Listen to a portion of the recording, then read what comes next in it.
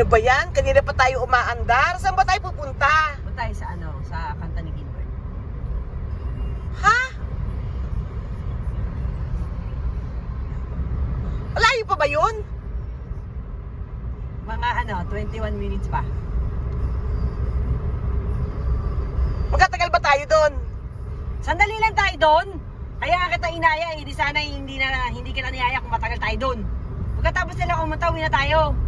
Hindi ka naman galit yan. Hindi, sinasabi ko lang. Nag-uusap lang ho kami. Ganyan kami mag-usap. Nag-uusap lang kami, naintindihan nyo? Usap lang usap lang. Huwag ka makulit kasi, Mi. Para namang ang layo-layo ko sa tayo, katabi lang kita. Ikaw kaya unang malakas ang boses. Nag-uusap lang tayo, di ba? Oo, nag-uusap lang tayo.